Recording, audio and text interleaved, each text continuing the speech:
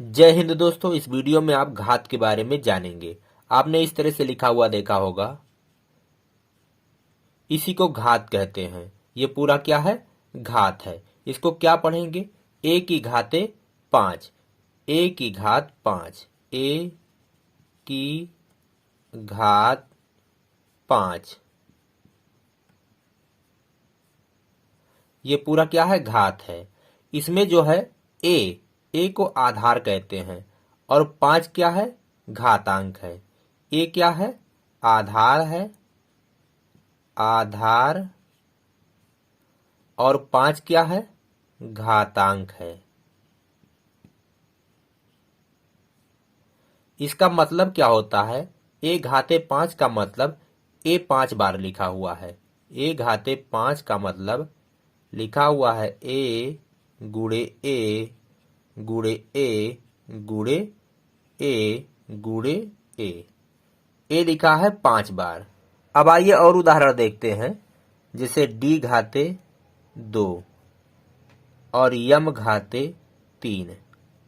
अब कुछ घातों के स्पेशल नाम होते हैं, जैसे इसको डी का घात क्या पढ़ेंगे? 2, डी की घात 2, और इसको क्या पढ़ेंगे? यम की घात 3। लेकिन 2 घात और 3 जो घात है, इसके स्पेशल नाम है। इसको कहेंगे डी का वर्ग, और इसको क्या कहेंगे? यम का घन। जब घात 3 होगा तो उसको घन कहेंगे, और जब घात 2 होगा तो वर्ग कहेंगे। डी का वर्ग, और ये क्या है? यम का घन। अंग्रेजी में क्या कहेंगे इसे? डी का स्क्वायर, और ये क्या होगा? यम का क्यूब। 3 है तो क्यूब, 2 है तो स्क्वायर। इसको हम डी घाते 2, डी स्क्वायर या डी का वर्ग कहेंगे। इसको यम की घात 3, यम क्यूब या यम का घन कहेंगे। तो इसको हम स्पेशल नाम से जानते हैं। जब घात 2 होता है और जब घात 3 होता है तो हम इसे स्पेशल नाम से जानते हैं। अब इसको हम कैसे लिख सकते हैं? डी गुणे डी। इसको कैसे लिख सकते हैं? यम गुणे यम गुणे यम। घात 3 है यानी यम 3 बार। इसमें आधार क्या है? इसमें आधार डी है और घातांक क्या है? 2 है। इसमें आधार क्या है? यम है, और घातांक क्या है? 3 है। अब आइए इसे हम संख्या द्वारा समझते हैं। अब आपको इस तरह से उदाहरण दे दिया जाए, 2 की घात 5। इसको क्या पढ़ेंगे? 2 की घात 5। इसमें आधार क्या है? आधार आपका है 2। घातांक क्या है? घातांक है 5। और इस पूरे को क्या कहेंगे? घात। इसको हम किस तरह से लिख सकते हैं?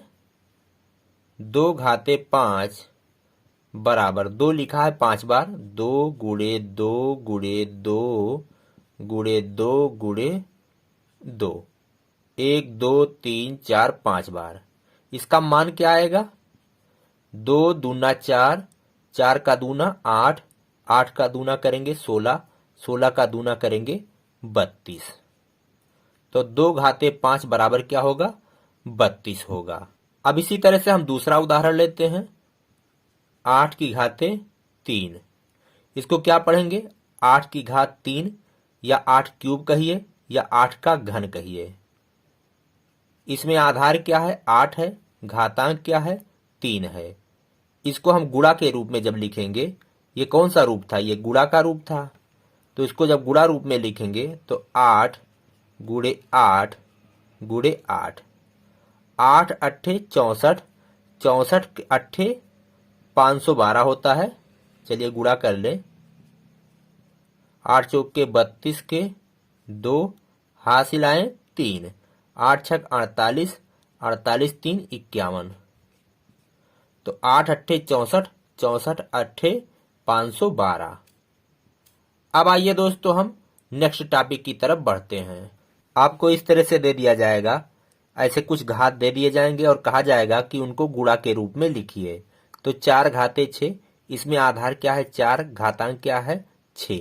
अब इसको गुणा के रूप में लिखेंगे, यानी 4 6 बार लिखना है। 4 कितनी बार? 6 बार।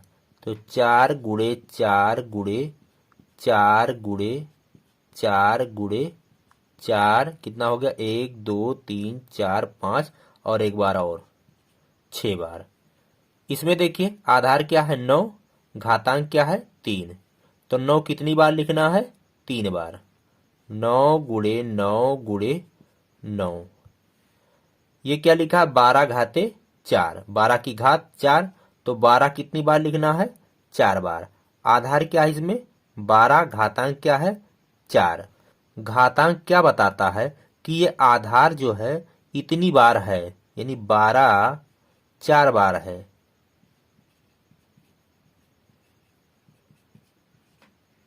अब आइए हम अगले टॉपिक की तरफ बढ़ते हैं। आपको इस तरह से प्रश्न दे देगा, कहेगा कि घात के रूप में लिखिए। 16 को और 625 को घात के रूप में लिखना है। तो घात के रूप में कैसे लिखेंगे, जैसे 16 को, तो 16 बराबर हम लिख सकते हैं, 16 का आप अभाज्य गुणनखंड करेंगे। 16 को 2 से काटेंगे तो 2 अट्ठे 16, फिर 8 कट रहा है 2 चौके 8, फिर कट रहा है 2 दूना 4, 2 इक्कम 2। तो हम 16 को लिख सकते हैं 2 गुणे 2 गुणे 2 गुणे 2, 2 गुणे 2 गुणे 2 गुणे 2, यानी 2 कितनी बार है, 1 2 3 4 बार। 2 कितनी बार है, 4 बार।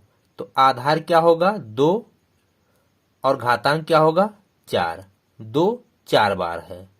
अब आइए इसी तरह से 625 का, तो 625 को जब हम घात के रूप में लिखेंगे तो सबसे पहले 625 का अभाज्य गुणनखंड करना होगा। 625, तो ये 5 से कटेगा, 5 इक्के 5, 5 दूना 10 और 5 पंजे 25। अब फिर कटेगा 5 से, 5 दूना 10 और 5 पंजे 25। अब 25 5 से कट रहा है, 5 पंजे 25, 5 इक्कम 5। तो ये कितना आया, 5 गुणे 5 गुणे 5 गुणे 5। तो बराबर क्या लिख सकते हैं, 5 कितनी बार है, 4 बार। तो 5 की घाते 4। तो इसी तरह से आप किसी भी संख्या को घात के रूप में लिख सकते हैं। लेकिन दोस्तों हम आपको बताते हैं, जैसे 36, एक और उदाहरण बता देते हैं। 36 को अगर आपको घात के रूप में लिखना हो तो आप कैसे लिखेंगे, इसका जो अभाज्य गुणनखंड आएगा 2 दूना 4, तिया 12 और तियाएं 36, इस तरह से आएगा। तो इसमें तो 2 तरह के गुणनखंड हैं, तो आप इसको कैसे लिखेंगे, तो इसको बराबर हम लिख सकते हैं 2 की घाते 2, 2 कितनी बार है, 2 बार, तो 2 की घाते 2 और गुणे 3 की घाते 2, 3 की घाते 2।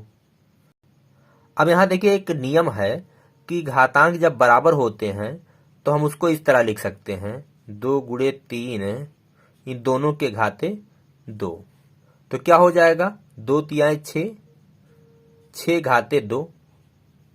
तो हम इसको इस तरह से बना लेंगे। तो मुझे आशा है दोस्तों कि मेरा ये वीडियो आपके समझ में आ गया होगा, आपको पसंद आया होगा। आप हमारे इस वीडियो को लाइक करिए, शेयर करिए। हम मिलेंगे आपसे नेक्स्ट वीडियो में। इसी के साथ कहते हैं जय हिंद, जय भारत।